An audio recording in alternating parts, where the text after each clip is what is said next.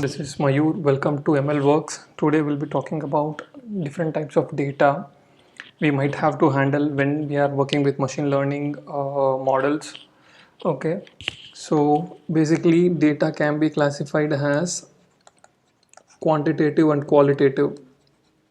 Quantitative and qualitative. Okay, so when we say quantitative, it means numeric form. Either you can have a discrete or else you can have continuous values.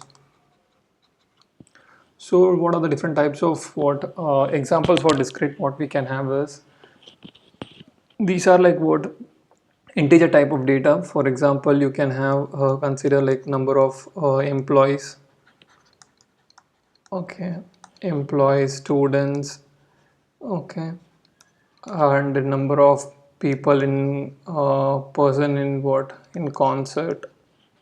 So all these are what yeah, integer type of values we have here. When it comes to continuous, there are like what values of floating type values. For example, house price. This is under continuous you can have what both integer and floating. The only thing, the main difference is you should have what a finite number of integers. Not here you will in continuous you will have infinite number of integers and infinite number of values under floating point. But in the discrete you will have finite number of integers.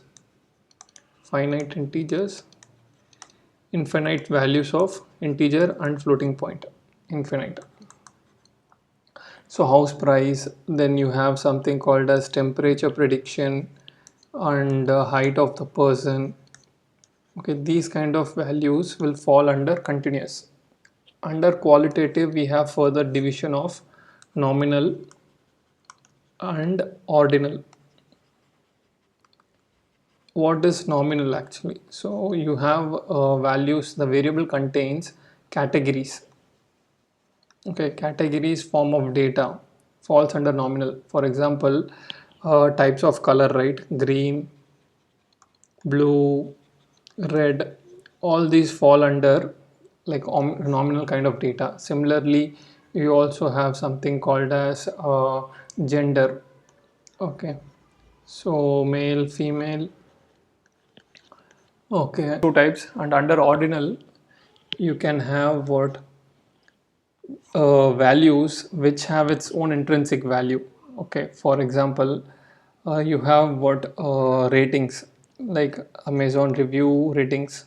Okay, so here you have 5 star, 4 star, and 3 star, and 2 star, and 1 star.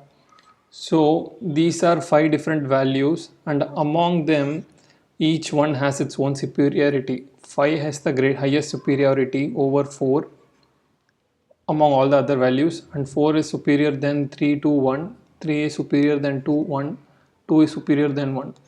Okay, so there is an order to the values present inside this ordinal type of variable. Okay, so this is different from this nominal type of data because here we don't, each has its each are independent and each have the same face value. Okay, each have the same face value, but here each have what intrinsic value and each is one superior to other when compared against each other.